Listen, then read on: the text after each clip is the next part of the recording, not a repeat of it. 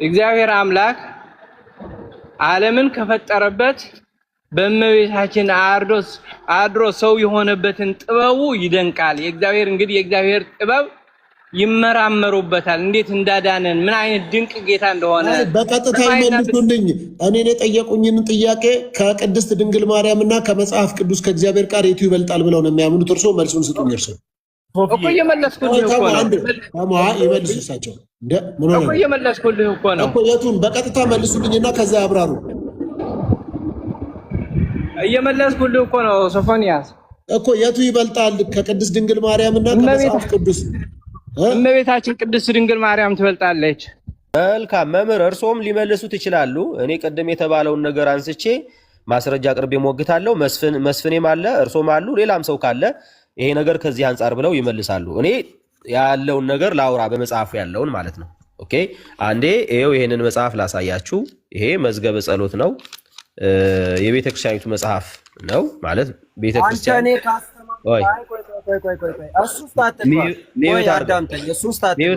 መጀመሪያ ምንድን ያለው በተናገረው ላይ አካሄድ አይደለም። ሰው የተናገረውን ነው ማውራው። አትደበቅ፣ እንደዚህ አይነት ውስጥ አትደበቅ፣ አትደበቅ። ኖ ትክክል አይደለም፣ ትክክል አይደለም፣ ትክክል አይደለም። ሰው በተናገረው ምንድን ነው ያልከው? ሰው በተናገረው እኔ ይኸውልህ አሁን በክርስቶስ ላይ በተናገርከው ትክክል አይደለም። ማለት ለምን አታዳምጥም? ሞግታል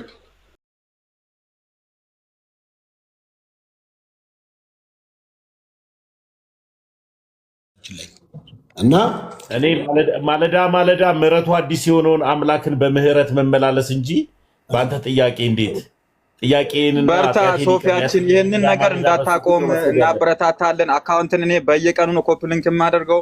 ይህንን ነገር በፍጹም እንዳታቆም። ሰው የሚማር ነገር አለ እዚህ ጋር። አሁን ከጠዋቱ እኔ ብዙ ነገር ወስጃለሁ። በእውነት ጌታ ይባርክ። እኔ ልማር እየተማርኩ ነኝ። አብዝቶ ይባርክ። እኔ ኮፒ ሊንክ በየቀኑ ነው ኮፒ ሊንክ የማደርገው አካውንትን። እንደዚህ አይነት ስራ መስራት ከጀመርክ በቃ ሰው እየተማረ ነው፣ እኛም ተባረክ። ኮፒ ሊንክ ሻር ታብ እያደረገን እየሰራ አይደለም ማለት ነው። እሺ መስፍኔ መተህ ይሆን? ማቴዎስ ወንጌል ምዕራፍ 10 ቁጥር 8ን እስቲ ያውጣልኝ ሶፊዬ። መጽሐፍ ቅዱስ ምዕራፍ 10 ቁጥር 8 እስቲ አንብብልኝ። መጽሐፍ ቅዱስ እጄ ላይ ስለሌለ እሺ ከሰባት ጀምሮ በጌታ በኢየሱስ ስም አነበዋለሁ። ሄዳችሁም መንግሥተ ሰማያት ቀርባለች ብላችሁ ስበኩ፣ በሽተኞችን ፈውሱ፣ ሙታንን አስነሱ፣ ለምጻሞችን አንጹ፣ አጋንንትን አስወጡ፣ በነፃ የተቀበላችሁትንም በነፃ ስጡ ይላል።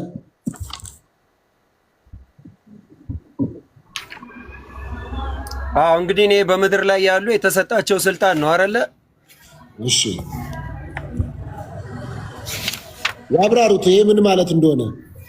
ስለዚህ አንዱ ለሌላው የሚጸልይ ይላል። እንደገና ደግሞ አቤት አብራሩት ምን ማለት ነው? ዮሐንስ ወንጌል ምዕራፍ 10 ቁጥር 8 ምን ለማለት ነው? አብራሩት።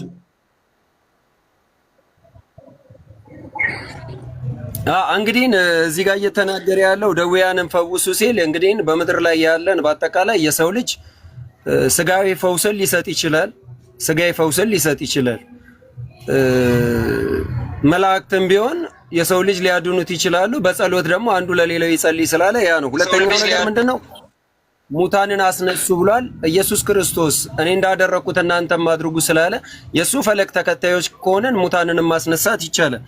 ስለዚህ ለምጻምና አንጹ ሲል ያው ደዌያንን መፈወስ ነው። ስለዚህ ሙሉ ለሙሉ በጸሎት የሚደረገውን ነገር በአጠቃላይ ያው አንዳችን ለአንዳችን የምናደርገውን ጸሎት ይቀበለናል እያልን እና የኤንሲ ፎርም ታሪክ አለ። ጥያቄ ስላጣሁት ነው። ምን አልከኝ? ጥያቄ ምናልባት ሚስ ካላረጉት በስተቀር ሰዎች አሉ። ስለ ዘላለም ሕይወት ነው፣ ከሞት ስለመነሳት አላወራውም። ስለ ዘላለም ሕይወት አንድ ሰው ከሞተ በኋላ ኦልሬዲ ከመቃብሩ በፊት ፍትሐት ይደረግለታል። በዛ ፍትሐት ደግሞ የእግዚአብሔርን መንግስት ይወርሳል ወይ አልኩት። አዎ ይወርሳል በእኛ አስተምሮ አሉ። ማስረጃ አምጡ ስሎት ደግሞ የማቴዎስ ወንጌል ምዕራፍ 10 ቁጥር 8ን አምጥተዋል። ይሄኛው በደዌ ያለ እጃችሁን ትጭናላችሁ ይፈወሳል፣ የሞተን ቢሆን ይነሳል ነው። እኔ የጠየቅኩት ከጠየቀ በኋላ ከሞተ በኋላ ስለ ዘላለም ሕይወት ነው እና ያመጡት ማስረጃን ወይ ወደ እርሱ አጠጋጉት፣ እርሱ ለተናገሩት ከዘላለም ሕይወት ጋር አጠጋጉት እንጂ አሁን ይሄ ከዘላለም ሕይወት ጋር የሚገናኝ አይደለም። ያመጡት ማስረጃ ግን ማጠጋጋት ይችላሉ። ካጠጋጉት ሊቀበሉት ይችላሉ።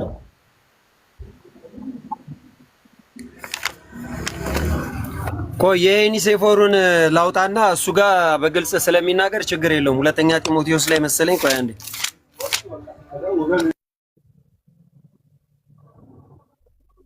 እሺ እርሶ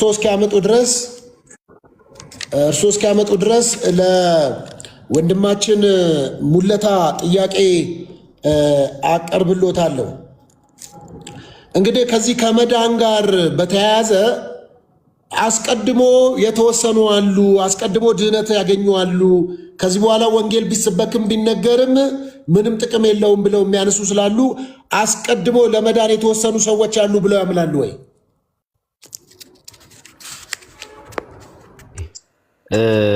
እግዚአብሔር ምርጫን በተመለከተ ነው። አይ ቲንክ እንግዲህ እግዚአብሔር ሰዎችን ይመርጣል ወይ የሚለው ነገር እውነት ነው፣ መጽሐፍ ቅዱሳዊ ነው። አዎ ይመርጣል። መጽሐፍ ቅዱሳዊ ማስረጃ ነው።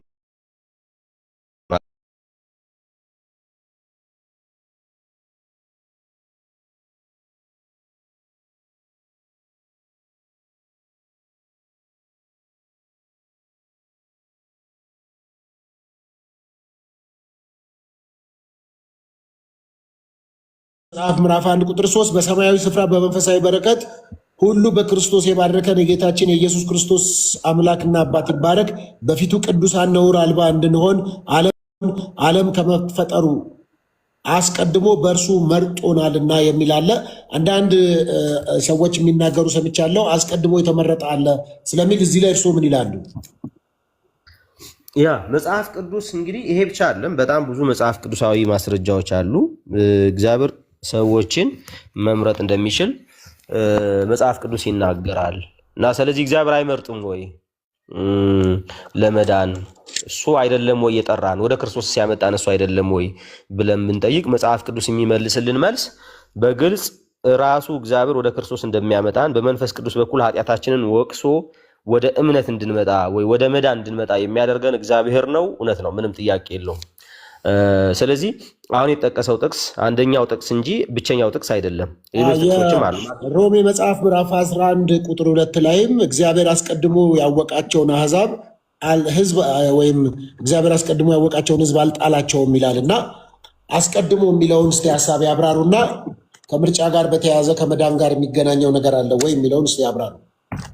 ያ እንግዲህ ሮሜ ምዕራፍ 11 ስለ እስራኤላውያን የሚያወራ ክፍል ነው። ያ ማለት ምንድነው? ያ ማለት ምን መሰሉት? ግልጽ እንዲሆን ኢየሱስ ክርስቶስ በተመረጡ ሰዎች ነው የሞተው ለሁሉም አይደለም የሚል እሳቤዎች ስላሉ እሱን መጀመሪያ ደረጃ ይቀበሉታል። ኢየሱስ ክርስቶስ ለተመረጡ ሰዎች ነው የሞተው።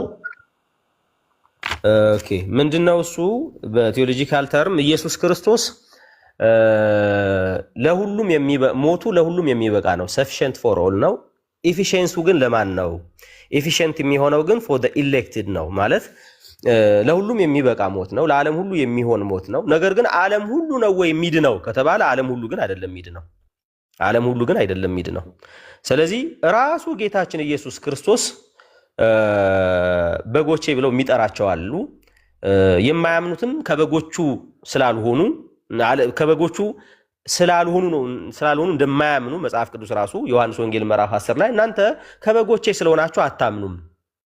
ስለዚህ ችግር ለምንድነው የማያምኑት? ከበጎቹ ስላልሆኑ። መጽሐፉን አውጥተን ማየት እንችላለን በማስረጃ ማለት ነው። ስለምንድን ነው ግራ የምታጋባን? ገልጠህ ለምን አትነግረንም? ማለት አንተ ክርስቶስ ኮንክ ገልጠህ ንገረን ብለው ይጠይቁታል። ስለዚህ እኔ በግልጽ ተናግሬያለሁ፣ ግን የማታምኑት ስለምንድን ነው? ከበጎቼ ስላልሆናችሁ ነው ብሎ በጎቹ ግን ድምፁን እንደሚሰሙ እንደሚከተሉት የዘላለም ሕይወት እንደሚሰጣቸው ለዘላለም እንደማይጠፉም ከእጁ ማንም እንደማይነጥቃቸው ይናገራል። እነሱ ግን አያምኑም። ለምን? ከበጎቹ አንዱ ስላልሆኑ። ስለዚህ የክርስቶስ ኢየሱስ ሞት ቅድም እንደተናገርኩት ሰፊሽንት ፎር ኦል ነው። ከዛ ደግሞ ኢፊሽንት ፎር ዘ ኢሌክትድ ማለት ነው። ስለዚህ ግልጽ የሆነ ነገር ነው። ግልጽ የሆነ ነገር ነው። ምን ማለት ነው? ዓለምን ሁሉ ማዳን የሚችል ስራ ነው የተሰራው። በእርግጥ ግን ዓለም ሁሉ ነው ወይ የሚድነው? ዓለም ሁሉ አይድንም። ዓለም ሁሉ እየዳነ እንዳልሆነ በግልጽ ተናግረናል። ስለዚህ እየዳኑ ያሉት ግን በጎቹ ናቸው። ይሄ ግልጽ በሆነ መጽሐፍ ቅዱስ ውስጥ የተቀመጠ ነገር ነው። ማስረጃ አውጥተን ማየት እንችላለን ማለት ነው። ስለዚህ ቅድም የተነሳውም ሮሜ ምዕራፍ 10 ላይ ያለውን አውጥተን ሮሜ ምዕራፍ 11 ላይ ያለውንም አውጥተን ማየት እንችላለን። ሮሜ 11 ላይ ምንድነው የሚለውን ስላነሳው ማለት ነው። ስላነሳው ምንድነው የሚለውን ላንብበው። እንግዲህ እግዚአብሔር አዲሱ መደበኛ ትርጉም ነው ማነበው፣ ወይም ያኛውንም ማንበብ እችላለሁ። ያ የ1954ቱን ማለት ነው። ምናልባት ለሁሉም ሰው ከሆነ ያኛውን ባነበው ይሻላል። የድሮውን ላምጣውና የቀድሞ የ1954ቱን እሱን ላንብብላችሁ። ስለዚህ የእርሶ በቀጥታ ጥያቄ ኢየሱስ ክርስቶስ ለዓለም ሁሉ ሞቷል ወይስ ለተመረጡት? አዎ እሱን ነው እየመለስኩ ያለሁት። ኢየሱስ ክርስቶስ ለዓለም ሁሉ ሞቷል ብለን ልንል እንችላለን። ለዓለም ሁሉ ሞቷል ማለት ምን ማለት ነው? አይደለም። እኔ ጥያቄውን ይመልሱልኝ። ልንል እንችላለን የሚለውን ተዉትና ኢየሱስ ክርስቶስ ለተመረጡት ሞቷል ወይስ ለሁሉ ሞቷል እኮ እያልኩ ነው። ለዓለም ሁሉ ምን ማለት ነው? ተርሙን ነው እሱን ነው ኤክስፕሌን የምናደርገው። መጀመሪያ እርሶ ጥያቄውን መጀመሪያ ይመልሳሉ። ኢየሱስ ክርስቶስ ለዓለም ነው የሞተው ወይስ ለተመረጡት ነው ስሎት፣ አዎ ለተመረጡት ነው፣ አዎ ለዓለም ነው የሞተው ይሉና ከዛ በኋላ ያብራራሉ። ኦኬ እሺ፣ ያው ኢየሱስ ለዓለም ሞቷል። ለዓለም ሞቷል ማለት ምን ማለት ነው ግን ነው? ኢየሱስ ለዓለም ሞቷል፣ ለዓለም ሞተ። ለዓለም ሞተ ማለት ዲፋይን የምናደርገው እያንዳንዱን ሰው በኢየሱስ ሞት በኩል እያንዳንዱ ሰው ይድናል ወይ እያንዳንዱ ሰው ወደ መዳን ይደርሳል ግን ማለት አይደለም ነው። አሁን ለዓለም ሁሉ ነው የሞተው፣ ምንም ጥያቄ የለውም። ለዓለም ሁሉ ነው የሞተው፣ ግን ዓለሙን ሲል ኤቭሪ ኢንዲቪጁዋል ይድናል ማለት ግን አይደለም ነው በግልጽ ቋንቋ። ምን ማለት ነው የሚለውን ነገር እሱን ደግሞ አብራራለሁ። አሁን አንተ የጠቀስከውን ሮሜ ስለጠቀስክ ሮሜን ላብራራ። ሮሜ ምዕራፍ 11 ምንድን ነው የሚለው? ይኸው እንደዚህ ይላል። እንግዲህ እግዚአብሔር ሕዝቡን ጣላቸውን ቁጥር 1 ጀምሮ ማለት ነው እላለሁ አይደለም፣ እኔ ደግሞ እስራኤላዊ ከአብርሃም ዘር ከቢንያም ወገን ነኝና። እግዚአብሔር ሕዝቡን ጣላቸው ሲባል እስራኤላውያን ሙሉ ለሙሉ ጠፍተዋል ማለት ነው ወይ? ጠፍተዋል ማለት አይደለም። 9 ላይ እንግዲህ ዘር አስቀርቶልናል። አንዳንድ ሰዎች ዘር አስቀረ ሲባል ለሌላ አካል ይሰጣሉ። ዘር አስቀረ ሲል ግን ምን ማለት እንደሆነ ግልጽ ነውና እስራኤላውያን ሙሉ ለሙሉ እንደማይጠፉ ነው። እግዚአብሔር አስቀድሞ ያወቃቸውን ህዝቡን አልጣላቸውም። መጽሐፍ ኤልያስን በተጻፈው የሚለውን እግዚአብሔር ፊት እስራኤልን እንዴት እንደሚከስ አታውቁምን? ጌታ ሆይ ነቢያትህን ገደሉ፣ መሠዊያህንም አፈረሱ፣ እኔም ብቻ የቀረው ነፍሴን ይሿታል። ነገር ግን አምላካዊ መልስ ምን አለው? ለኤልያስ ለበዓል ያልሰገዱት 7000 ሰዎች ለእኔ አስቀርቻለሁ። እንግዲህ እግዚአብሔር ነው አስቀርቻለሁ እያለ ያለው፣ ቀርተውልኛል አይደለም ያለው። እንደዚሁም በአሁኑ ዘመን ደግሞ በጸጋ የተመረጡ ቅሬታዎች አሉ አለ። ከእስራኤል ወገን ነው በጸጋ የተመረጡ ቅሬታዎች አሉ እያለ ያለው፣ እስራኤላውያን ማለት ነው። እስራኤላውያን በጸጋ የተመረጡ ቅሬታዎች አሉ አለና ከዛ ምን አለ? በጸጋ ከሆነ ግን ከስራ መሆኑ ቀርቷል፣ ጸጋ ያለበለዚያ ጸጋ መሆኑ ቀርቷል ይልና እንዲሁ ምንድነው እስራኤል የሚፈልጉት አላገኙትም አለ። ታዲያ እነማን ያገኙት? የተመረጡት ግን አገኙት። የሚፈልጉት አላገኙትም፣ የተመረጡት ግን አገኙት። ሌሎቹ ምን አሉ? ደነዘዙ። እንዲሁም አይኖቻቸው እንዳያዩ ጆሮቻቸው እንዳይሰሙ እግዚአብሔር የእንቅልፍን መንፈስ እስከ ዛሬ ድረስ ሰጣቸው ተብሎ ተጽፏልና ብሎ ዳዊትም ያለው ይናገራል። ስለዚህ ከእስራኤላውያን ወገን ሙሉ ለሙሉ አልጠፉም፣ ሙሉ ለሙሉ ደግሞ ሁሉም አይድኑም። ለምንድነው ሁሉም የማይድኑት? መጽሐፉ ሲናገር ለምንድነው ሁሉም የማይድኑት? መዳን እየፈለጉ መዳን እኮ የሚፈልጓሉ። እንግዲህ ምንድነው እስራኤልን የሚፈልጉት አላገኙትም ማለት የሚፈልጉ አሉ ግን አላገኙም። ለምንድነው ያላገኙት? እንቅልፍ ተልኮባቸዋል፣ ደንዝዘዋል። ያገኙት ግን የተመረጡት ግን አግኝተዋል። በጸጋ የተመረጡ ቅሬታዎች ማለት ነው። በጸጋ ከተመረጡ ቅሬታዎች መካከል አንዱ ጳውሎስ ነው። ጳውሎስ ኢየሱስ ክርስቶስ አሳዳጅ ነበረ። ጌታ በመሃል ገብቶ ጠራው ማለት። ስለዚህ እግዚአብሔር መራጭ ነው። ያው አይመርጥም የሚባለውን እግዚአብሔር እውነት ለመናገር አንዳንድ ጊዜ ራሳችን የምንስለው እግዚአብሔር ነው። አይመርጥም፣ እሱ አይደለም የሚጠራን፣ እሱ አይደለም ወደ መንግስቱ የጠራን፣ እሱ አይደለም ወደ ልጁ ፍቅር መንግስት ያፈለሰን፣ እሱ አይደለም የሰራው፣ እኛ ራሳችን ነው መርጠነው የመጣ ነው፣ እግዚአብሔር አልመረጠንም የሚሉ ሰዎች ካሉ መብታቸው ነው። እኔ ግን እግዚአብሔር መርጦኝ፣ እግዚአብሔር ጠርቶኝ እኔንም እነ ጳውሎስንም ከእስራኤላውያን ወገኖችንም ቅሬታዎች የተባሉት የተመረጡት ናቸው፣ እግዚአብሔር የመረጣቸው ናቸው። ስለዚህ እኔ የማውቀው እግዚአብሔር መጽሐፍ ቅዱሳዊ እግዚአብሔር የሚመርጥ እግዚአብሔር ነው፣ የሚመርጥ እግዚአብሔር ነው፣ መራጭ እግዚአብሔር ነው። ወደ ልጁ ወደ ክርስቶስ ኢየሱስ በመንፈስ ቅዱስ በኩል ወቅሶ ወደዛ ህብረት ወደዛ መንግስት የሚጠራ እግዚአብሔር የሚመርጥ እግዚአብሔር ነው። ስለዚህ አይመርጥም፣ እኛ አልመረጠንም፣ እኛ መርጠነው ነው እንጂ ያሉ ሰዎች እንግዲህ እነሱ እንደመረጡት እነሱ ይናገሩ። እኔ ግን የተመረጥኩ ሰው ነኝ፣ እግዚአብሔር መርጦኛል። ቴንክ ዩ። ጥሩ። ስለዚህ የሮሜ መጽሐፍ ምዕራፍ 8 ቁጥር 28 እና 29 ላይ እግዚአብሔርን ለሚወዱትና እንደ ሐሳቡ ለተጠሩት ነገር ሁሉ ተያይዞ ለበጎ እንዲደረግ እናውቃለን ይላል። እግዚአብሔር ይላል እዚህ ጋር እንዲመጡልኝ ነው። እግዚአብሔር አስቀድሞ ያወቃቸውን የልጁን መልክ እንዲመስሉ አስቀድሞ ወሰናቸው ይላል። ምን ማለት ነው ይሄ ቃል? እስቲ ያብራሩት። ግልጽ ነው። ምንድነው የሚለው ይሄ ቃል? እግዚአብሔር ክርስቶስን ይመስሉ ዘንድ ጥቅሱን ቃል በቃል አንብበውና ምንድነው የሚለው? እንደዚህ ይላል፣ ልጁ በብዙ ወንድሞች መካከል በኩር ይሆን ዘንድ አስቀድሞ ያወቃቸውን የልጁን መልክ እንዲመስሉ አስቀድሞ ወስኗል። አስቀድሞ የወሰናቸው እነዚህ ደግሞ ጠራቸው፣ የጠራቸው እነዚህ ደግሞ አጸደቃቸው፣ ያጸደቃቸው እነዚህን ደግሞ አከበራቸው ይላል። ስለዚህ እነዚህ የወሰናቸውን ማለትም የጠራቸው የተባሉትን እነዚሁ እነሱ ራሱ እንዳጸደቀ፣ እነዚሁ ራሱ ምን እንዳደረገ፣ እነዚሁ ራሱ እንዳከበረ፣ እነዚሁ ራሱ እስከ ፍጻሜ እንዳጸና ነው የሚናገረው። ይሄ ባይዘው ምርጫ ነው ብቻ ሳይሆን የሚያወራው ስለ ኢተርናል ሴኪሪቲንም ጭምር የሚያወራ ጥቅስ ነው ማለት ነው። ኢተርናል ሴኪሪቲ ማለት እግዚአብሔር ካመጣህ አንተ በምንም አይነት መንገድ ልትወጣ እንደማችልም የሚናገር ጥቅስ ነው። እንግዲህ በእርግጥ ጥያቄው እሱ አይደለም። ስለዚህ እግዚአብሔር አስቀድሞ ወስኗል ምን እንዲሉ? የልጁን መልክ እንዲመስሉ። እነማንን? የጠራቸውን እነዚሁ ወስኗል የልጁን መልክ እንዲመስሉ። እነዚሁ የጠራቸውን ምን አድርጓቸዋል? እግዚአብሔር አጽድቋቸዋል። የጠራቸውን ነው ያጸደቀው።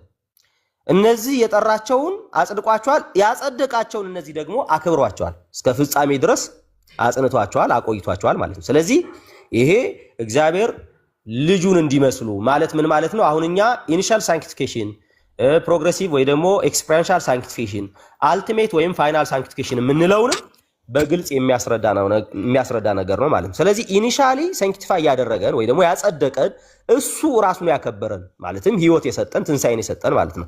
ስለዚህ ሁሉን ነገር ከእርሱ በእርሱ ለእርሱ የሚለውን ነገር ነው የሚያሳየው። ስለዚህ የኛ የመዳን ስራ ሁሉ ከእግዚአብሔር እንደሆነ፣ ጥሪው ከእግዚአብሔር ነው፣ ማጽደቁ ከእግዚአብሔር ነው፣ መወሰኑ ከእግዚአብሔር ነው፣ ማክበሩ ከእግዚአብሔር ነው። ሁሉ ከእግዚአብሔር እንጂ ከኛ በመዳናችን ጉዳይ ከኛ የሆነ አንዳች ነገር እንደሌለ የሚያስረዳ ነው ይሄ ጥቅስ ማለት ነው። አመሰግናለሁ። እሺ ቤኪ ትቀጥላለህ። ቤኪ ታሪክ፣ መንፈሳዊ ጠቅላላ እውቀት ከየት ነው? ፓስተር ሶፊ እኔ ልማር ትንሽ እየተማርኩ እኮ ከየት ነው? ታሪክ፣ መንፈሳዊ ጠቅላላ እውቀት መምረጥ ትችላለህ ከሶስት አንዱ።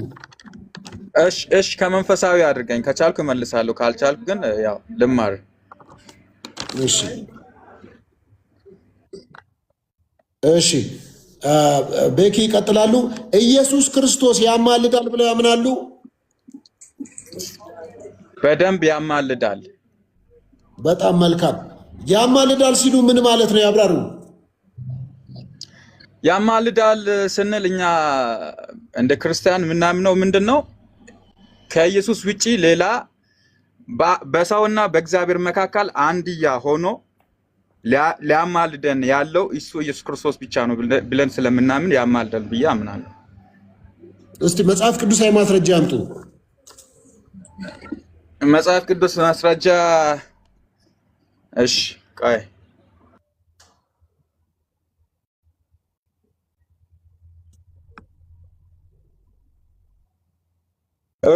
ሶፊ ሮሜ መጽሐፍ ቅዱስ አላስቆም ስራ ቦታ ስለሆን ሮሜ 8:34 እሺ ሮሜ 8:34 ቀጥሉ። ሮሜ 8:34 ሮሜ 8:34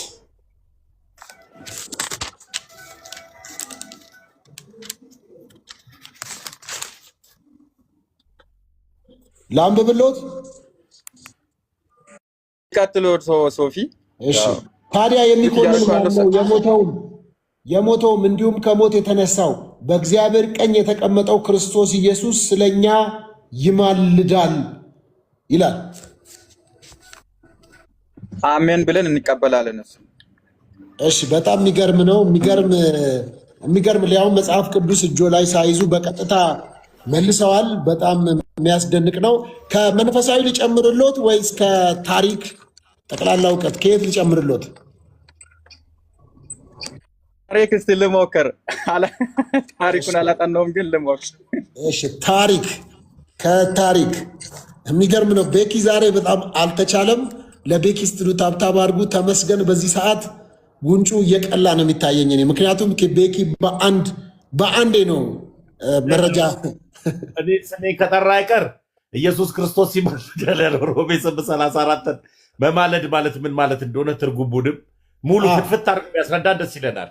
በጣም እኔ ገና ሲያወራ ቤኪ ፍትፍት ብሎ ነው እየሰማሁት የነበረው።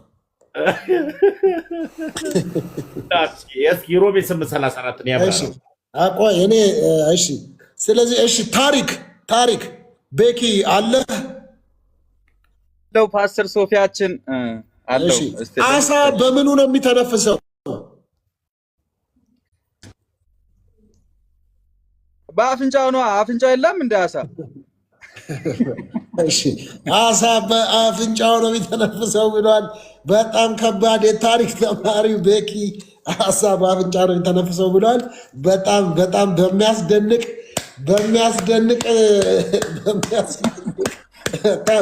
ዛሬ ተመስገንን አሳፍረኸዋል። በጣም በሚደንቅ ሁኔታ ነው ቤኪ። የአንተ እውቀት እጅግ ከባድ ነው ቤኪ እና ተመስገን እንግዲህ ምንም ማድረግ አይቻልም። ቤኪ የአሳውንማ ካላወቅ አላወቅም ብለህ አስረዳኝ። ሶፊዬ ደህና ነህ? ታላቁ እንዴት ነህ? ኬኩ ኧረ ኬኩ ታላቁ ኬኩ እንዴት ነህ በለኝ። ሰላም አትሉኝም እንዴ? ምንድን ነው ሶፊዬ? ሰላም ብለናል። ዛሬ ያው ጥያቄና መልስ ዝም ብዬ ነው የምማረው። ቁጭ ብዬ ዝም ብዬ መማር ብቻ ነው። ተማሪ ነኝ። አይሆን እሺ። ኢየሩሳሌምን ይሁዳን ከተሞች የማትመራቸው እስከ መቼ ነው በማለት እንግዲህ እንደዚህ አይነት ነገር ፍትሐት ማለት ጸሎት ነው። ከጸሎት ውጭ የዘለለ ትርጉም የለውም። ስለዚህ አንዳችን ለአንዳችን እንድንጸልይም የተፈቀደ ነገር ነው። ስለዚህ ቤተክርስቲያናችን ይህን መነሻ አድርጋ ጸሎት ፍትሐት ታደርጋለች ማለት የዘላለምን ሕይወት አንድ ሰው የክርስቶስ ስጋና ደምን ገንዘቡ ሳያደርግ ይድናል ብላ አይደለም። ራሱን ላጠፋ ፍትሐት አይደረግም። አውቆ ለሚያደርግ ፍትሐት አይደረግም። ብዙ ፍትሐት የማይደረግባቸው ነገሮች አሉ። ስለዚህ ከዚህ ጋር መነሻ በማድረግ እንግዲህ ፍትሐት ቤተክርስቲያናችን ታደርጋለች ማለት ነው። ቅድም በነገርኩ ላይ ተጨማሪ ሆኖ ማለት ነው። እንግዲህ መስፍኔ ምን አለ መሰሎት እኔ ጠየቅኩት። አንድ ሰው በኃጢአት የተጨማለቀ ሰው ህይወቱ ክርስቲያናዊ ሳይሆን ነገር ግን ኦርቶዶክስ ስለሆነ ብቻ ፍትሐት ተደርጎለት ይድናል እያሉ ነው እሱ። ይሄ አይደለም ጥያቄው። ሶፊዬ ረስተዋል ማለት ነው። የጠየቀኝ ይሄ አይደለም ጥያቄው። ይሄ ነው ጥያቄው አይደለም። ጥያቄውን ላስተካክልና መልሼ ልንገርህ። ይሄን የጠየቀው እኔን አይደለም። ይሄን ልደትን የጠየቀው እኔ ስጠይቅ እንዲህ ብለህ አይደለም። ልደትን የጠየኩትን ጥያቄ ራሱን እርሶንም የጠየቁት አሁን ልጠይቆት ድጋሚ በቃ የቅድሙ ይቅርሽ። መልካም። አንድ ሰው ከሞተ በኋላ በፍትሐት ቤተክርስቲያን ፍትሐት ስለተደረገለት የእግዚአብሔርን መንግስት ይወርሳል ወይ? ምን አይነት ሰው? ለምሳሌ አንድ ኦርቶዶክሳዊ ሰው ለምሳሌ ያው ሌላ ሰው አይደለም። ቅድምም እርሶ ለይተው ተናግረዋል። ከኦርቶዶክሳዊ የሆነ ሰው የቤተክርስቲያን አባል የሆነ የቤተክርስቲያን ልጅ የሆነ እኮ ይሄን እኮ አስረድቻለሁ። አንደኛ ነገር ፍትሐት የሚደረግበት ጸሎት ነው ብያለሁ። ያ ጸሎት የሚደረግበት ጥያቄውን ብቻ መልሱልኝ መጀመሪያ። አዎ የእግዚአብሔርን መንግስት ይወርሳል ወይም ደግሞ በፍትሐት የእግዚአብሔርን መንግስት አይወርስም የሚለውን መልሱልኝ። ማስተካከል ይችላሉ። ፍትሐት ማለት የሚያግዘን ነገር እንጂ ያለ ኢየሱስ ክርስቶስ ስጋና ደም የዘላለምን ሕይወት የትኛውም ነገር ያሰጣል ብለን እኛ እናምን። አንደኛ የሰውየው ማንነት ይወስናል። አንድ መልሱልኝ።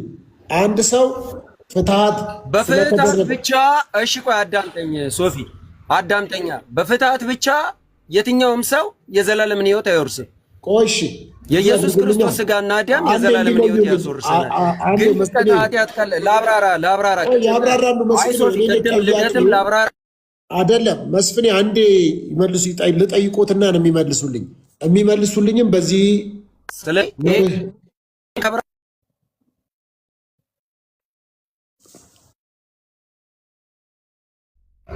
አይደለም። እኔ ልደት ጠየቁት ጥያቄ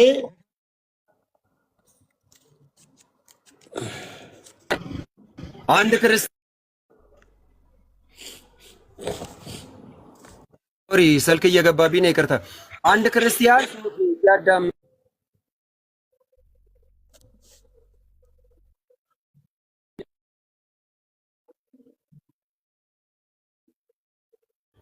ፍትሐት የሚጠቅመው የረሳው ኃጢአት ካለ፣ ከዛ በዘለለ ግን ሰው እየገደለ እየዘሞተ ኃጢአት እየሰራ ሺህ ጊዜ ፍትሐት ቢደረግለት አውቆ ለሰራው ኃጢአት በፍጹም አይሆንም። አውቆ ለሰራው ኃጢአት አይሆንም። ስለዚህ የረሳው ኃጢአት ካለ ግን ያ ጸሎት ነው፣ የቅዱሳን ጸሎት ይሰራል። ወደ መንግስተ ሰማያት ግን ለመግባት የዘላለምን ሕይወት ለማግኘት የልጁ የኢየሱስ ክርስቶስ ስጋና ደም በቃ ከዚህ በተረፈ ማፍራት አለበት። በክርስትና ሕይወት ውስጥ መመላለስ አለበት። ሚውት አርግ ሌላ ሰው ማንም ሰው እንዳይከፍት በላይም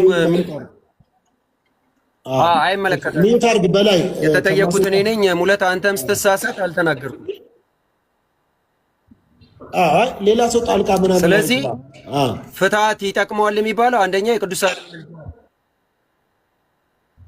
ምን አልከኝ?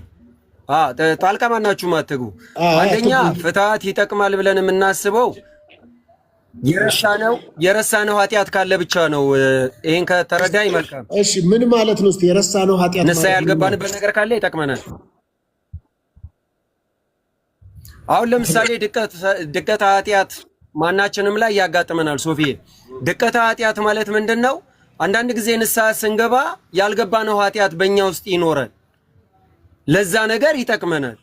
ፍትሐት የሚባለው አውቀን በስህተት ሳናቅ በድፍረት የሰራነውን ኃጢአት በአጠቃላይ በቤተ ክርስቲያናችን ጸሎት የኃጢአት ስርየት እናገኛለን። ንስሐ በምንገባ ሰዓት አውቀንም ሳናቅም ያ የቆየው ውስጣችን ላይ ያለ የረሳነው ኃጢአት ካለ መግባት ከፍርሃት ሳይሆን በመርሳት ስለሆነ ያንን ነገር እንግዲህ በአባቶች በቅዱሳን ጸሎት በፍትሐት እግዚአብሔር አምላክ ይቅር ይለናል።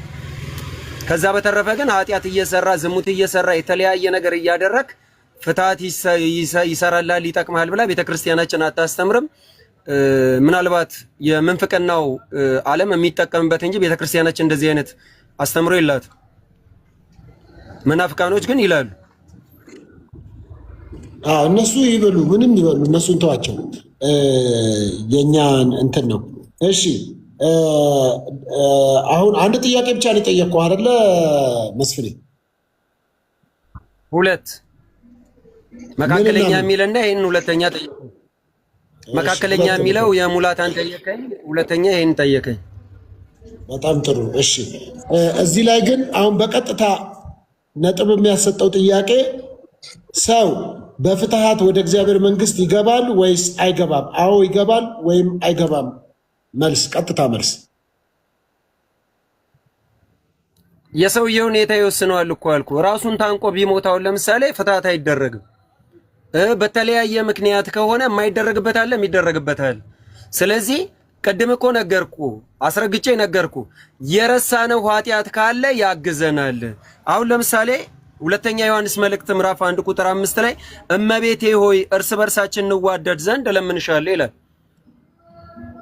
ኦኬ አሁን ለምሳሌ እሺ ተረድቼ አሁን አግኝቻለሁ። እሺ የሞተው ሰውዬ ኃጢአት ከረሳ ነው ፍትሐቱ የሚያግዘው?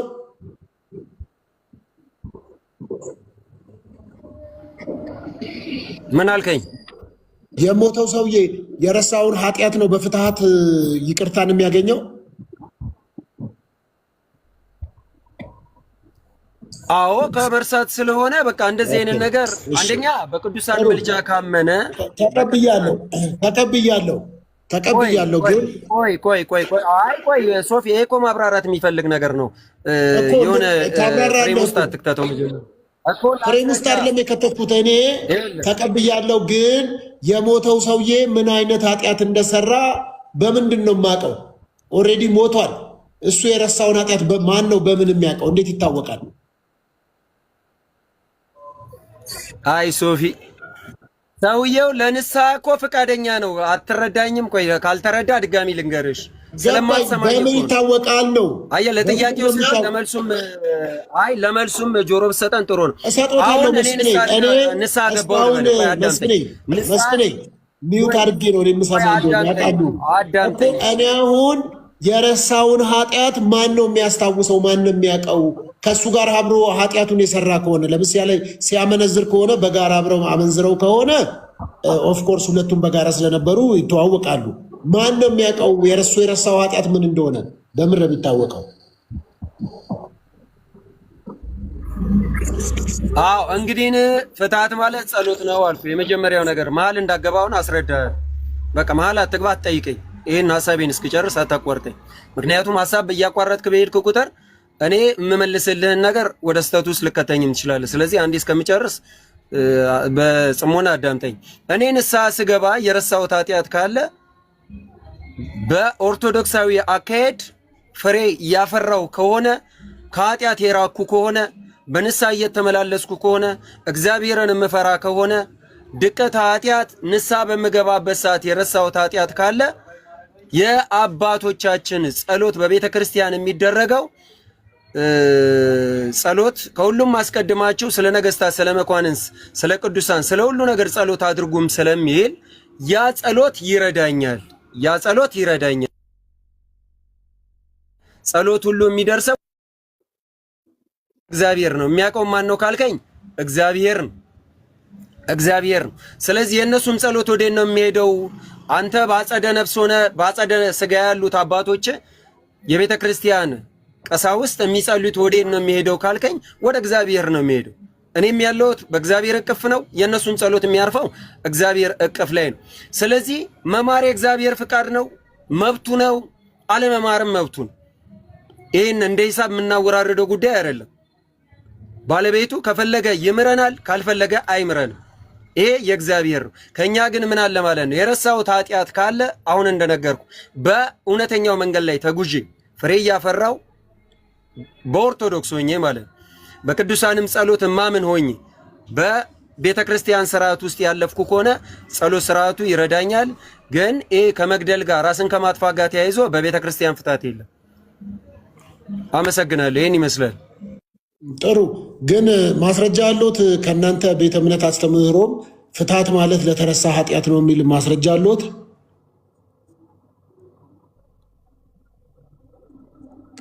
የሄኒሲፎሩን እኮ ቅድም ነገርኩ። እሱ በእስር ቤት የገለጠ ጳውሎስ አቤት አትረብሻ የሚተርገው ቢኔ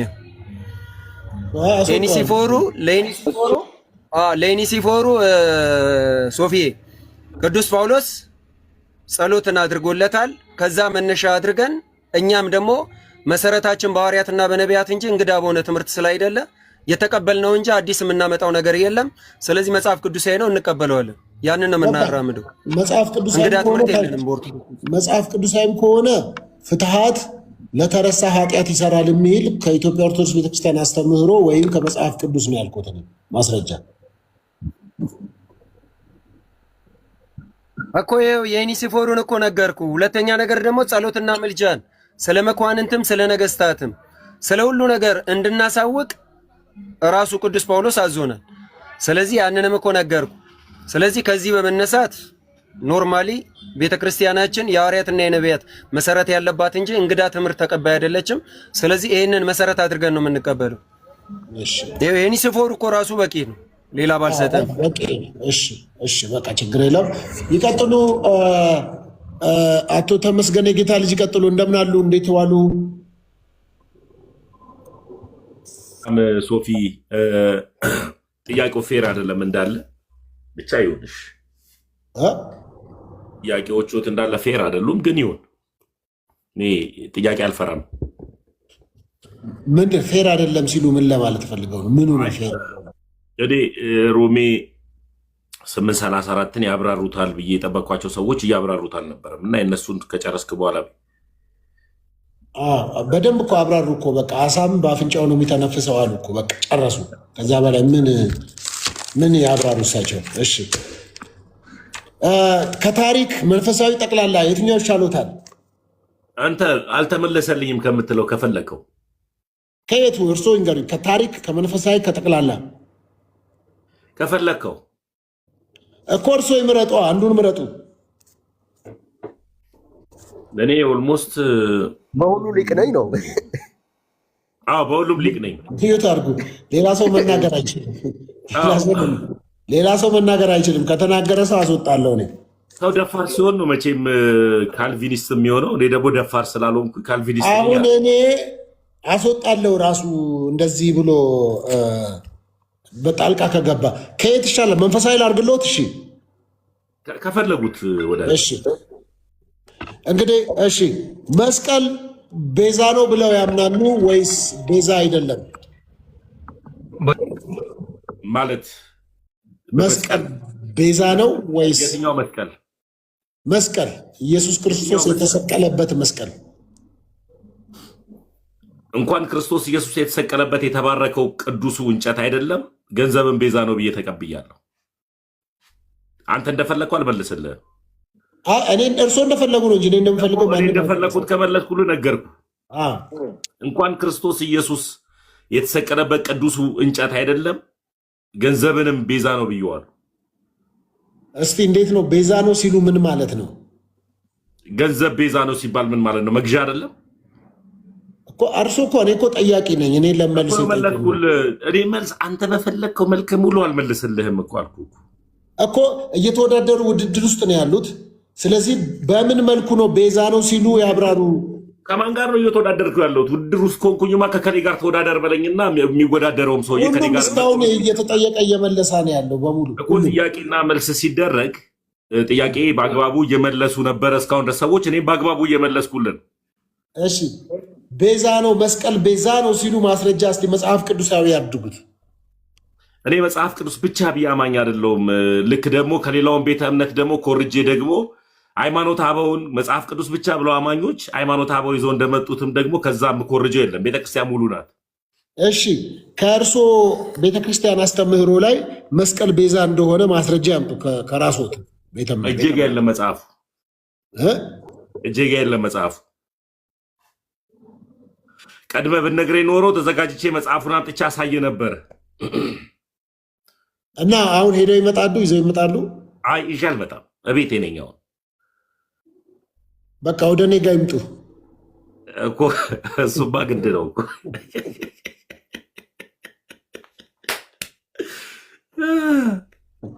እመጣለሁ።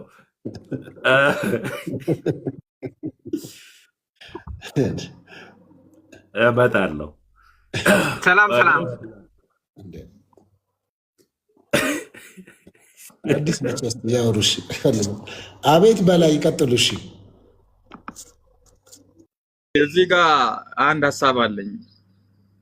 እኔ ባላወኩትም ነገር ያው በመላም ቢሆን የአሳንም ነገር ለመመለስ ሞክሬያለሁ። የተጠየቀውን ጥያቄ ለምን አይመልስም? ተመስገን የጌታ ልጅ ለትዕቢት ነው የገባው። እዚህ ሁሉ ሰው እየተጠየቀ ነው። ያላወቀውንም ቢመልስ ምን ችግር አለ? ያው መጽሐፉን አልያዝኩም አሁን ስላሉ ነው። እሺ በላይ ይቀጥሉ። በላይ ገብተውብኝ ነው። እሺ ችግር የለም። ሰላም ሰላም። ፓስተር ሶፊ ደህና ነህ? እንደምናችሁ ሁላችሁም እዚህ ያላችሁ? ጤና ይስጥልን። ሰላም ሰላም። አሜን። እግዚአብሔር ይመስገን። አይ ቆንጆ እየሰማሁ ነበረ። ፍትሐት ያድናል ወይ መንግስተ ሰማያት ያስወርሳል ወይ እያልክ እየመለሰልህ ነበረ በወንድማችን እና እኔ እሱን መልስልሃለሁ። እኔ ደግሞ አንድ ጥያቄ መልስ ጠይቅና አዎን ወይም አይደለም ትለኛለህ። እኔ መልስልሃለሁ ያን ጥያቄ። ፕላትፎርሙ እኔ ኦርቶዶክስ ነኝ። መልካም። አይን ከየትም ይሁኑ ችግር የለም። ዛሬ እዚህ የሚገባው ኦርቶዶክስ፣ ጴንጤ፣ ሙስሊም ሰው ነው እየጠየቅን ያለ ነው። ጠቅላላ እውቀት አለ፣ ታሪክ አለ፣ ከዛ ደግሞ መንፈሳዊ አለ። ከሱ ነው እየጠየቅን ያለ ነው። እንግዲህ እርስዎ መስፍኔ የመለሰውን ጥያቄ እኔ መመለስ እፈልጋለሁ ካሉ ሰው ከሞተ በኋላ በፍትሃት የእግዚአብሔርን መንግስት ይወርሳል የሚል ጥያቄ መመለስ እፈልጋለሁ ብለዋል። መመለስ ይችላሉ? አዎ፣ ሰው ከሞተ በኋላ የእግዚአብሔር መንግስት በፍትሃት መውረስ አይችልም። የሚችለው ተናግሯል። ስጋው ወደሙ በመቀበል ነው ሚዳነው የጌታ ስጋና ደሙ በመቀበል ነው። ይሄ ምንድነው? ፍትሃት ምንድነው? ቸርሞኒ ነው። አንድ ላይ ሆነ የምትጸልየው ጸሎት ብሎሃል ራሱ ልጁ ማለት ነው። በጸሎት ነው አንድ ላይ ሆነ በመንፈስ የምትገናኘው በስጋ እንደምትገናኘው ሁሉ በመንፈስ ቅዱስ ደግሞ ተገናኝተህ ትነጋገራለህ። እግዚአብሔር ነው የሚመሰገነው በዛ በፍትሃቱ ዘንድ። ስለዚህ እግዚአብሔርን እያመሰገንክ ነው ያለው እንጂ በፍትሃት ስለፈታ የእግዚአብሔር መንግስት ይወርሳል ማለት አይደለም። የእግዚአብሔር መንግስት የሚወረሰው የጌታ ስጋና ደም ስትቀበል ብቻ ነው። ይሄ ነው። እኔ ደግሞ አንድ ጥያቄም ጠይቅህ፣ አዎን ወይም አይደለም በለኝ። ተቆራርጠዋል በላይ አይሰማም ነበረ? አይሰማም፣ ተቆራርጠዋል። የመለስኩት አልሰማሁም። የመለሱትን ሰምቻለሁ፣ ሊጠይቁ ያሉትን ግን ተቆራረጡ። እኔ የምጠይቅህ ደግሞ ትመልስልኛለህ።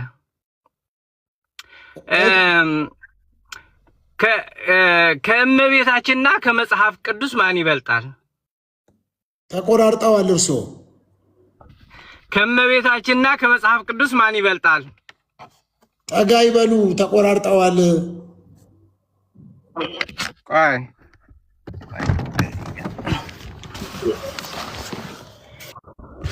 አሁንስ ይሰማል? አሁን ሲወርዱ ይታየኛል ከመኪና። ኦኬ። ከመጽሐፍ ቅዱስና ከእመቤታችን ማን ይበልጣል? የባሰ ተቆራረጡ። አሁን የባሰ ተቆራረጡ። የባሰ መኪና ውስጥ ቢገቡ ይሻላል። ወይም የባሰ ነው የተቆራረጡት። አንተ እየተቆራረጥ ያንተም እንደዛው ያንተም ይቆራረጥብኛል። እኔ ጋር አይመጣም እንደ ድምፅ ያንተ ጋር እኔ ጋር ፈጽሞ እሳቸው እንዴት እንደሚመጣ አላውቅም። ያንተ ግን አይመጣም፣ ይቆራረጥብኛል። እኔ ምን አውቃለሁ? ወይ እሺ፣ ታብታብ እናድርግ እስቲ። ያለ ታብታብ ይደረግ። አሁን ተሰሙኝ። አሁን ይሰማል። በጣም ጥሩ። ከመጽሐፍ ቅዱስና ከእመቤታችን ማን ይበልጣል? በቃ አንተ የጠየቀኝ መልሻለሁ። አንተ ደግሞ እንዴ ምን ተቆራርጠዋል? ከእመቤታችንና ከመጽሐፍ ቅዱስ ማን ይበልጣል? ሄድፎን አድርገዋል ወይ? ሄድፎን ካረጉ ሴት ነገር ካረጉ ያውልቁት እሱን። ቆይ እዛች ጋር ልውጣና እዚች ጋር ስወጣ ይሰራል።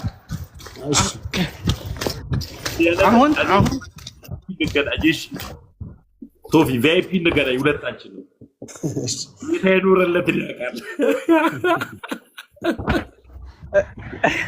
ሶፊ አሁን ሳይሰማም አሁንም አይሰማም። በላ ምን አያጠፉም? ቪዲዮ ያጠፉ። ቪዲዮ ቢያጠፉ እኮ ይስተካከላል። ቪዲዮ ያጠፉ ይስተካከላል። ፕሮግራሙ ዛሬ ሶፊ ጠይቃል እንጂ አይጠየቅም። እንዴት ነው ነገሩ? እንዴ ለምንድን ነው የማይጠይቅ? ከእመቤታችንና ከመጽሐፍ ቅዱስ ማን ይበልጣል?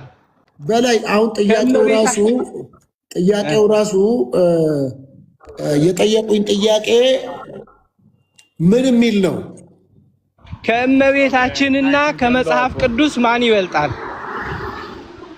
ያቁታል። የሚጠይቁትን ጥያቄ ቪዲዮ ያብሩ። አሁን መጥቷል ኔትወርኩት። ከእመቤታችንና ከመጽሐፍ ቅዱስ ማን ይበልጣል? ምን ማለት ነው? እስቲ ጥያቄው ምን ማለት ነው? ጥያቄ ነው። ጥያቄ መጽሐፍ ቅዱስ እመቤታችን ጌታን የወለደች ከስጋዋ ስጋ ከነፍሷ ነፍስ ከሷ የወሰደው ስጋና ደም እኛን ያዳነበት ነው። ከሷ የተወለደ ነው፣ የተዋሃደ ነው። ለኛ ሲል በእመቤታችን አድሮ ምድርና ሰማይን የፈጠረ ጌታ በእመቤታችን ያደረ ነው። በሷ ያደረ የተወለደ ነው። ከሷና መጽሐፍ ቅዱስ ከተጻፈው እኛ የምንጠቀምበት የምንተዳደርበት ክርስትና የምንጠቀምበት ከሁለቱ የትኛው ይበልጣል ብለህ ትገምታለህ? እኮ በምንድን ነው የሚበልጠው? እስቲ አወዳድሩልኝ። በምን እንዴት በምንድን ነው እኮ በምኑ ነው? አወዳድሯቸዋ። ሁለቱን አስቀመጡና ለምሳሌ ወንድና ሴት እኩል ናቸው ይበልጣል አንዱ ምናምን የሚባል ጥያቄ አለ። እርሶ በምንድን ነው መጽሐፍ ቅዱስን ከቅድስት ድንግል በመንፈሳዊ ህይወት በመንፈሳዊ አሁን ለምሳሌ መንፈሳዊነታችን መንግስተ ሰማያት የምንወርሰው ሁሉም ነገር መንፈሳዊነት በመንፈሳዊ ወሬ አይደለም የምናወራው። የመንፈሳዊ እስቲ ቪዲዮ ክፈቱ። ቆይ በላይ ቪዲዮ ክፈቱ። ቪዲዮ ክፈቱ። ምንም ችግር የለም። እሺ ከእመቤታችንና ከመጽሐፍ ቅዱስ ማን ይበልጣል? በምንድን ነው? በእድሜ ነው? በመልእክታቸው ይዘት ነው? በምንድን ነው? ግራ ስለገባኝ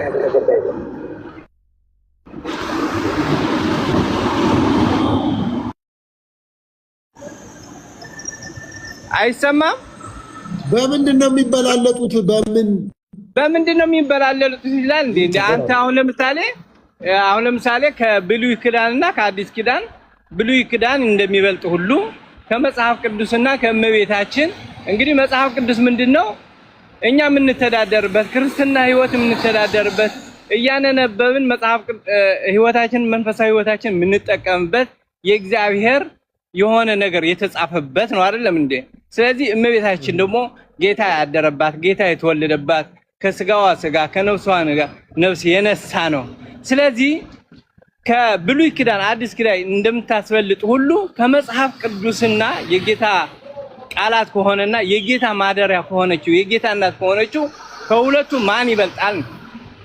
በምን አልኩት እኮ በምን በዚህ እንዴት ይበልጣል ብለው ይገሩኛል።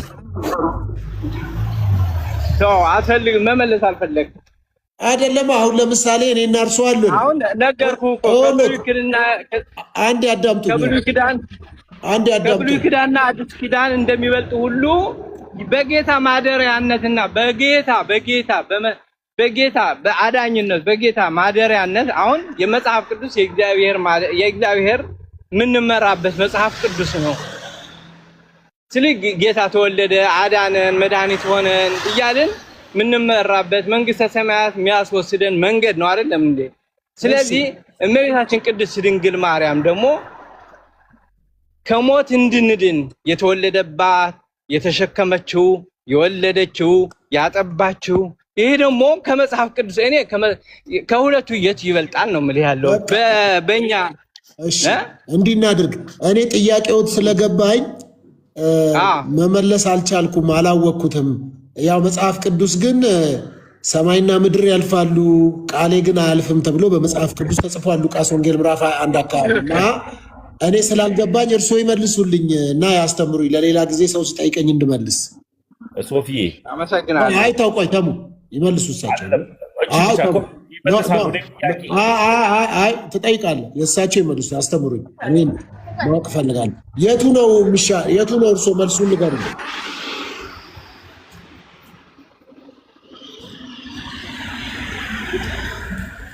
በላይ እየጠበቅኩት ነው። ምንድን ያልከኝ? እኔ አላወቅኩትም፣ ጥያቄዎትም አልገባኝም፣ ልመልስለቱ አልቻልኩም። እኔ አላቀውም እና እርስዎ ይመልሱልኝ። ሌላ ጊዜ ሰው ሲጠይቀኝ እኔም ሌላ ሰው ጠይቃለሁ። በዚህም ያለው ሰው እንዲማርበት እርስዎ ያስረዱን። እግዚአብሔር ያክብርልኝ፣ እግዚአብሔር ያክብርልኝ። እኛ ይኸውልህ በኦርቶዶክስ ቤተክርስቲያን ትምህርት ማለት ነው ከመጽሐፍ ቅዱስ። አዎ እሺ፣ ቪዲዮ ክፈቱና ንገሩኝ እስኪ፣ አብራሩት። አሁን እዛ ቦታ እየገባሁ ስለሆንኩኝ ያው ችግር የለውም፣ አብሩት፣ ይሰማል። ስለዚህ ከመጽሐፍ ቅዱስና ከቅድስት ድንግል ማርያም ማን ነው የሚበልጠው? እመቤታችን ቅድስት ድንግል ማርያም። ከየት ነው ይሄን ያወቁት? ከየት ነው ያወቁት? መጽሐፋዊ ጥበብ ነው። መጽሐፍ ቅዱስ በመንፈስ እኮ ነው የምንሄደው አይደለም? በመንፈስ ብትጓዝ ከሆነ እመቤታችን ጌታን የወለደች ከሆነ የጌታ ማለት ይችላል። ሰው የራሱ የሆነ ግን እንደ ኦርቶዶክስ ተብሎ የተናገሩበት ሀሳብ ላይ ነው ልክ ያለው። ለምሳሌ ያክል እናታችንን ቅድስት ድንግል ማርያምን ያወቁት በመጽሐፍ ቅዱስ ውስጥ በማግኘት ነው። እንደሱ ከሆነ መጥምቆ ዮሐንስና መጽሐፍ ቅዱስ ማን ይቀድማል የሚል ጥያቄ ሊጠይቁ ነው ማለት ነው። መጥምቆ ዮሐንስ እና መጽሐፍ ቅዱስ ማን ይቀድማል የሚል ጥያቄም እና እንደነዚህ አይነት ነገሮች የቤተክርስቲያን ትምህርት አይደሉም። እኔ የመጣሁበት የገባኝ የኦርቶዶክስ አስተምህሮ 4 ነጥብ ረገጥ አድርጌ ስነግርህ እንደዛ ነው። እና ለምሳሌ ያክል እሳቸው ሊሉበት የፈለጉትን ሀሳብ እኔ አልተረዳሁትም። እናታችንን ቅድስት ድንግል ማርያምን ያገኘነው መጽሐፍ ቅዱስ ውስጥ እና አንዳንድ ጊዜ የምንናገርበትን ቦታ ሁላችንም ብናውቅ ከመጥምቁ ዮሐንስና ከመጽሐፍ ቅዱስ ማን ሊቀድም ነው? ከመዝሙረ ዳዊትና ወይም ከጠቢቡ ሰለሞንና ከመጽሐፍ ቅዱስ ማን ሊበልጥ ነው የሚባሉ ቢያንስ መጽሐፍ ቅዱስ ሲናገር ለመናገር የዘገየ ለማዳመጥም የፈጠንኩን ይላል። የምንናገርበት ጥሩ ምላስ ሰጥቶን እንዳንናገር የሚያደርገን ህዝቡንም ላለማሰናከል ነው። ከእናንተ ውስጥ መካከል አንዱን እንኳን የሚያሰናክል ቢሆን የወፍጮ ድንጋይ በአናቱ ተጨምሮ ወደ ባህር ቢጣለት እሱ ይቀለታል ይላል። ለማሰናከል ከመምጣታችን በፊት በላይ እየሰሙ ነው። በላይ እየሰሙ ነው መሰለኝ። ያልገባንን ብንማር ደግሞ ሁሉም ቦታ ላይ አንድ አይነት አስተሳሰብ ሰው ላይኖረው ይችላል። ለምሳሌ ያክል ሶፊ የራሱ የሆነ መረዳት አለው፣ እኔ የራሴ የሆነ መረዳት አለ። እርስ በርስ በመነጋገር ውስጥ መማማር እንጂ እናታችን ቅድስት ድንግል ማርያም ከመጽሐፍ ቅዱስ ትበልጣለች ይ እዚህ ጋር ቶፒኩ ነው ወይ አይደለም፣ ሀሳቡ ነው ወይ አይደለም። እስካሁን ድረስ የቆየንበት ነገር እና እንደመጣን እኔ የማዝነው ነገር ኢየሱስንና ማርያምን ለማወዳደር ሰው ሲመጣ ያመኛል። ኢየሱስ አምላክ ነው፣ ቤዛችን፣ የአዲስ ኪዳን መካከለኛችን፣ እሱ ባፈሰሰልን ደም ነው ወደ ቅዱሰ ቅዱሳን የገባ ነው። እሱ ባፈሰሰልን ደም ነው ከአባቱ ጋርም ከራሱ ጋርም የታረቅ ነው። እና እንደነዚህ አይነት ነገርን በልክ ብናደርግ፣ ለዚህም ነው ጳውሎስ ለልጁ ለጢሞቴዎስ አንተ ግን ነገርን ሁሉ በልክ አድርግ ይለዋልና መናገር ስለቻለን ብቻ ባንለፈልፍ አእምሮም ለማሰብ ስለተሰጠን እላለሁ። አመሰግናለሁ ሶፊ። እሺ በላይ ሰምተዋል። የኢትዮጵያ ኦርቶዶክስ ቤተክርስቲያን እንደዚህ ብላ አታስተምርም፣ ከየት ነው ያመጡት እያለ ነው። ተመስገን ጥያቄ ነው የጠየኩት እንጂ ታስተምራለች አላልኩም እኮ እኔ በመንፈሳዊ ሚዛን ስመዝን፣ አሁን ለምሳሌ እናንተ ቅድስት ድንግል ማርያምን አታማልድም ብላችሁ የምታምኑ ሰዎች ናችሁ የፕሮቴስታንት። እኛ ደግሞ እመቤታችን ቅድስት ድንግል ማርያም ታማልዳለች። ስለዚህ መጽሐፍ ቅዱስ እሺ የየራሱ አካሄድ እንሄዳለን። ገባ? ስለዚህ እኔ ደግሞ ቪዲዮ ክፈቱ አንዴ። በላይ አሁንም እድል ልስጦት ና አሁን ስራ እየገባሁ ስለሆነ በኋላ ሲመቸኝ ይገባለሁ። እሺ ቅድስት ድንግል ማርያም ታማልዳለች ሲሉ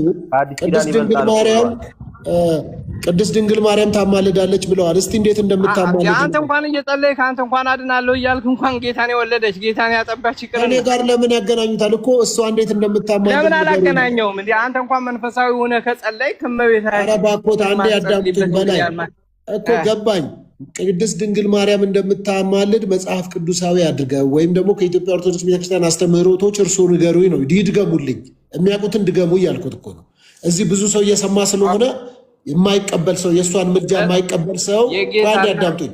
የእርሷን ምልጃ የማይቀበል ሰው እንዲቀበል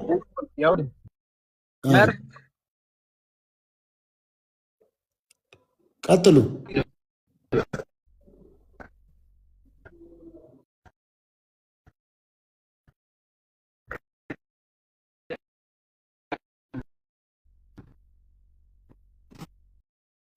ተቆራረጡ። ጋሽ በላይ አሁን ተቆራረጡ። በዛውም ቢወርዱ ጥሩ ነበረ።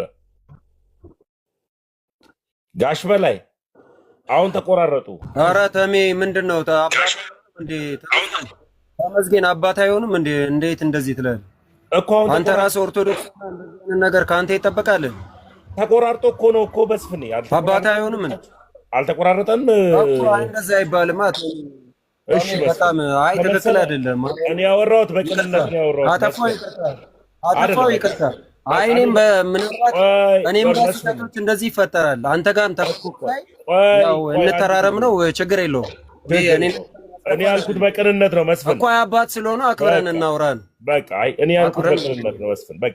በቃ ከፈለክ በውስጥ ደውልልኝ፣ ስልኬን እሰጥሃለሁ። እኔ ያልኩት ለሳቸው በቅንነት ነው። ተቆራርጠዋል፣ በዛውም ይውረዱ ነው ያልኩት። በቃ ተሜኔ ስልኬን እሰጥሃለሁ እናውራ ነው ያልኩት።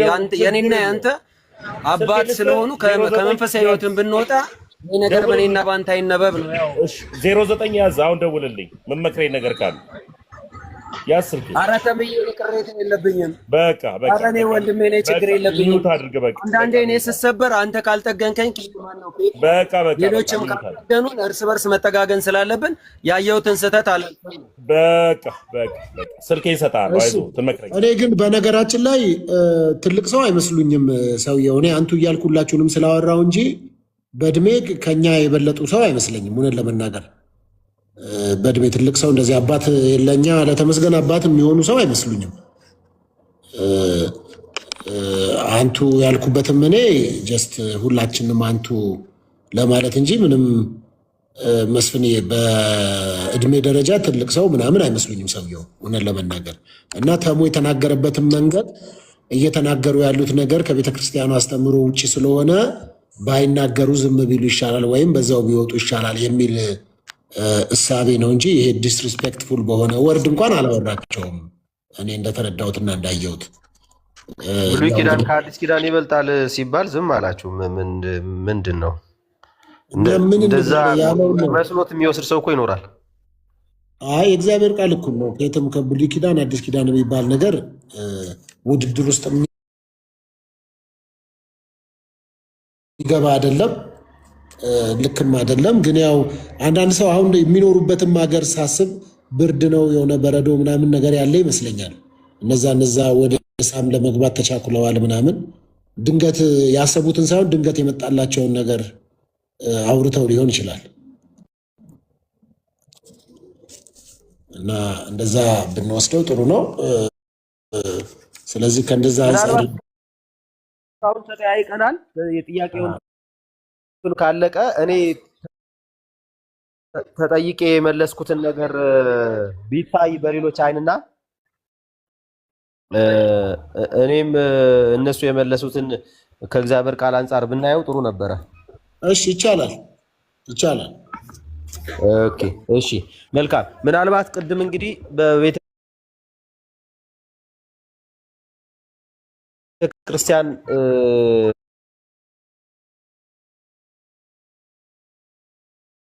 ሁለት ነጥቦች ብቻ ላንሳና፣ አንደኛው ክርስቶስ ኢየሱስ ነው ብቸኛ መካከለኛ፣ ሌላ መካከለኛ የለም።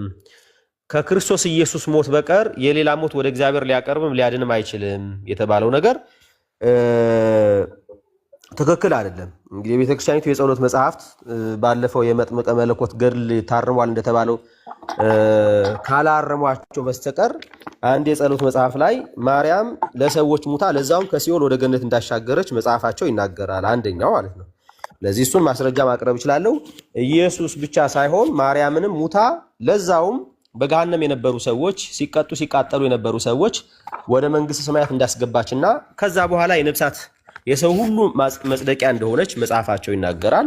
ስለዚህ ይሄ ኢየሱስ ብቻውን የኢየሱስ ሞት ብቻ ነው የሚያድነው የሚለው ነገር ውሸት ነው። ማርያም የሞተችበትን መንገድ ራሱ በቤተ ክርስቲያኒቱ መሰረት ሰውን ለማዳን ነው፣ ለማዳን ኃጢአተኛ ነፍሶችን ለማዳን እንጂ እንደዚሁ መሞት ስላለባት የሞተችም እንዳልሆነ መጽሐፉ ይናገራል። ኦኬ አንዴ ላውጣና ላሳያችሁ በማስረጃ ማለት ነው።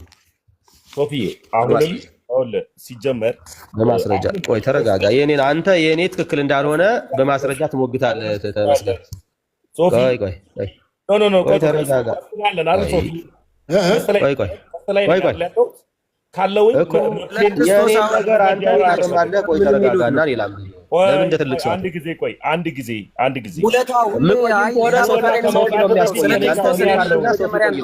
ሶፊ ገዝተን ያለን አይደል እንዴ? ለምንድን ነው የኛ መብት የማይከበረው? ቆይ ምንድን ነው አልገባኝም እስካሁን ድረስ ምንድን ነው ያለ? ቆይ ብሎ ማስቀመጥ የሚችለው ሶፊ ነው። ከማን ጋር ነው ሊያወራ የፈለገው? ሀሳቡ ምንድን ነው? አሁን ለምሳሌ ያክል አንተ ሃይማኖታዊ ጉዳይ አይደለም። አይ ከኔ ጋር ያወራ ግን መጀመሪያ በክርስቶስ ነው። ይኸው በቃ ይኸው መስፍን አለ። መስፍን ይመልሳል። እኔ ጋር እናውራ መጀመሪያ በክርስቶስ እንስማማ። ቅድም የተባለው እኔ ያለው እኔ አወራዋለሁ። መጀመሪያ በክርስቶስ እንስማማ ነው እናንተ። ቆይ አይ ይሄን ስላወራው ነገር እንስማማ። መጀመሪያ ስላወራው ነገር እንስማማ። ቆይ እንስማ እኮ እናንተ አሁን እኔ ምንድን ነው ያወራሁት? ሰምተሃል ያልኩት መስፍኔ፣ ቅድም የተነገረ ነገር አለ። እኔ የተናገርኩትን ነገር እናንተ ትመረምሩታ። እሺ መምህር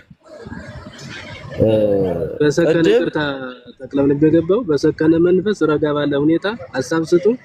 ከዚህ ሀሳብ እንሰጣለን። በዚሁ አጋጣሚ ፓስተር ሶፊ እንደምን ዋልክ? ቤቱን ስለከፈትክ እግዚአብሔር ይባርክህ። ይቅርታ እያልኩ ጣልቃ ስለገባው ተረጋግታችሁ መዘላለፍ ሳይሆን ሀሳብ ስጡ፣ እንሰማለን። የጎደለውን ደግሞ እኛ እንሞላለን። ግን ተደማመጡ፣ ወጪ በሬ አትፍጠሩ። አመሰግናለሁ። የራስን ማስረጃ አውጣ። እሱ የኔ ማስረጃ ነው። ከፈለክ በተነጋገርነው ላይ እኔ ምንድን ነው ያልኩ? የኔ ተናገርኩት እዛ ላይ አውራና ጨርስ ልናገርና ሐሳብ ለስን ያልኩ አውራና ጨርስና ቢዩታል ተናገራ።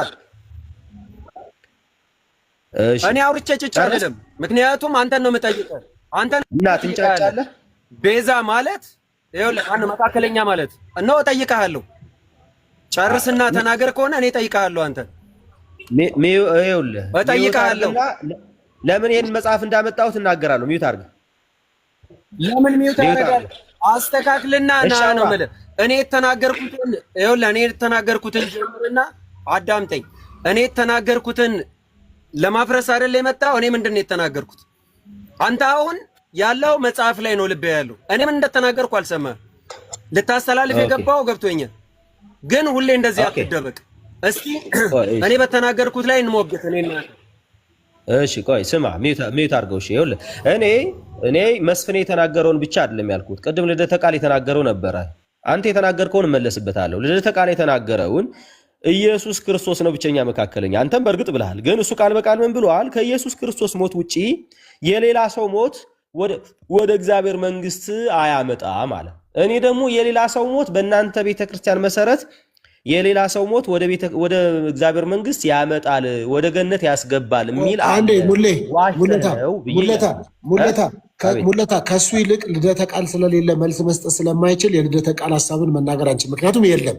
አሁን እዚህ ጋር ያለው ማን ነው? መስፍኔ ነው። መስፍኔ ሴም ቲንግ አውርቷል። ይህንን ተቀብሏል። ልደተ ቃል ያወራው። ስለዚህ መስፍኔ አንተ እንደተናገርከው ብለህ መናገር ይችላል። ምክንያቱም መስፍኔ እዚህ ስላለ መልስ ይሰጣል። ልደት ስለሌለ ምን ለማለት እንደፈለገ አውዱ ምንድን ነው ሊያወራበት የፈለገው የሚለውን ስለማናውቅ ቀጥታ ከመስፍኔ ጋር ተወያዩ፣ ግን በጨዋነት ጊዜ ተሰጣጡ ሁለታችሁም። ቴንክ ዩ። ኦኬ እሺ፣ መስፍኔም ብለዋል። መስፍኔ ለምሳሌ ይህንን ጥያቄ ልጠይቅህና አይ ካልክ እተወዋለሁ፣ ይሄ መጽሐፍ መግለጡን እተወዋለሁ።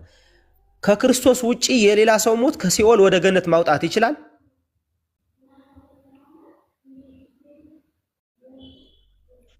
ያንተ አረዳድ ነው እንጂ ይችላል ብላ ቤተክርስቲያናችንም አላስተማረችም። አንተ ነህ አሁን ተደብቀህ አንተ መልስ፣ ችግር የለውም። እኛ ያለ ነው። እኔ ቅድም አብራርቻለሁ። ይችላል አይችልም እየነገርኩ ነው። ከክርስቶስ ልደትም አላለም፣ እኔም አልልህም፣ ሌላውም አይልህም። ይሄ ያንተ ቅዠት ነው እኮ አልኩ። እኛ እንደዛ አይነት አስተምሮ የለንም። ስለዚህ አይችልም ነው እያልክ ያለው። አዳምጠኛ እኮ አይችልም። ቅድም አብራርቼዋለሁ። የቅዱሳን ጸሎት። ኧረ ተረጋጋ እባክህ ተረጋጋ። ያለ ኢየሱስ ክርስቶስ የዘላለምን ሕይወት መስጠት አዳምጥ፣ እያብራራሁልህ ነው። አዳምጥ። ያለ ኢየሱስ ክርስቶስ የዘላለምን ሕይወት የሚሰጥ የትኛውን ፍጡር አለ ብለን በኦርቶዶክስ አናስተምር። እሺ በቃ ጨረስኩ እኮ ነገርኩህ። የሚችልበት ሂደት አለ፣ እሱንም እኮ ነገርኩህ። ኦኬ የሚችልበት ሂደት አለ። ሰው ሙቶ ሰውን ከገነት ማውጣት የሚችልበት ሂደት አለ። የኢየሱስ ክርስቶስን ስጋና ደም ተቀብሎ ቅድም ነግሬሃለሁ። ስጋና ደም ተቀብሎ ታተመ። በቃ ቆይ አዳምጥ፣ ተረጋጋ። ያለ ኢየሱስ ክርስቶስ ቤዛነት የዘላለም ሕይወት የለም እኮ አልኩ። በቃ እሱ ጋር እኮ ጨረሱ። ምንም ወደዛ ወደዚህ አታድርግ፣ አታሽሞንሙን። ቃላትም አትፈልግ ከእኔ ምንም ቃላት አታገኝ። እኔ እያልኩ ያለሁት ድቀተ ኃጢአት ቢኖርበት አሁን ስጋና ደሙን ሲወስድ በውስጡ ያለ ኃጢአት የረሳው ኃጢአት ቢኖር የቅዱሳን ጸሎት ይረዳዋል ነው በቃ እንጂ ያለ ኢየሱስ ክርስቶስ ቤዛነት ዓለም አይድንም። በቃ የፈለገ የፍጡር ጸሎት። እሺ ተረጋጋ፣ አዳምጠኝ። ተረጋጋና አዳምጠኝ። ከሲኦል አንተ ራስ አስገብተው የጻፍከው ካልሆነ በስተቀር ያለ ኢየሱስ ክርስቶስ ስጋና ደም ማንም አያወጣም። አንተ ራስ አስገብተህ አንተ ራስ ኤዲት አድርገህ ያስገባው ነው። ቤተክርስቲያን አረጋግጣ ታመጣ ነው ከኔ ጋር የምታወራው። ቆይ እሺ፣ ኤዲት እንዳደረኩት አንተ ማስረጃ አምጥተህ የራስህን ታመጣልኛለህ። ይኸው ምን እንደሚል ላሳይ። ነገረ ማርያም ላይ እኔ ኤዲት አድርጌው ነው አይደለም፣ የራስህን ነገረ ማርያም ታመጣልኛለህ። እንደዛ እኔ ኤዲት አድርጌ ያስገብቸው እንደሆነ ሲጀመር እኔ ይሄንን ኤዲት አድርጌ የማስገባት አቅምም የለኝም። ይሄንን የማሳተም አቅምም የለኝም። ይሄንን የማሳተም አቅምም ቆይ ተረጋጋ። እባክህን ምን ነው አንተ ሚዩት አድርገው። በቃ ተረጋጋና እንትኑን ላውጣው። ይሄ የጸሎት መጽሐፍ ቋራ አላረግልም። አይወልኩ ያዳምጠኝ። ይሄ የጸሎት መጽሐፍ እንጂ የትምህርት መጽሐፍ ነው ብላለች። አንተን ነው የምጠይቀው ነው የጸሎት መጽሐፉን ምን ታረጋዋለህ? ይሄ የጸሎት መጽሐፍ ነው ምን ታረጋዋለህ? ይሄ ለክርክር ተጠቀምበት ብያለሁ እንዴ? ሚዩት አድርገው። ምንም አይነት ነገር አታገናኘ። ከዋሻ ውጣ። አሁን ከዋሻ ከመደበቂያ ውጣና ከዚህ አውራ። በክርስቶስ አይደል የፈለከው? ና ውጣና አውራ። ሚዩት አድርገው ፕሊስ። ይሄ አሁን አንተ መደበቂያ አትደበቅ። ውጣ። አላረግም። የጸሎት መጽሐፍ መከራከሪያ አይደለም። አላረግም። እሺ አንተ እየጮህ ቢሆን እኔ አነባዋለሁ። ጩህና እኔ አነባዋለሁ። አቅም ከሌለ አትለፍልፍ። አንተ ጩህ። አቅም ከሌለ አትለፍልፍ። ይሄ ጸሎት መጽሐፍ ነው።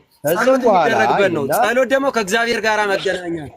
ይሄ አስተምሮ መጽሐፍ አይደለም። እኔ አልሰማም ነው የምልህ። እኔም አስተምራለሁ፣ አንተም አስተምር።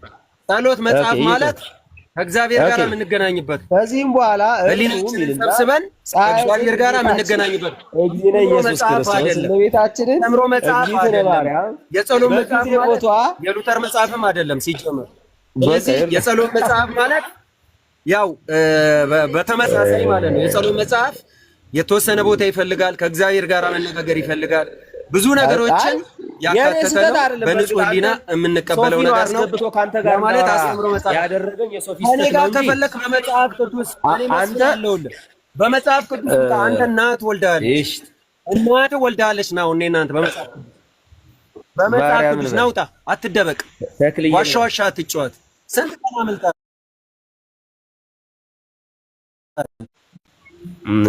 አባቴ ናቸው። ቅጥል በል አባቴ ናቸው። በረከታቸው ያድርግ። ተክለ ሃይማኖት የጻድቅ ሰው ጸሎት በስራው እጅግ ኃይልን ታደርጋለህ። ኃይል አለው። ተክለ ሃይማኖት አንተ ከፍለህ ገስታውስ አንተ ከፍለህ አይደለ እንዴ? ገስታውስ ሄደህ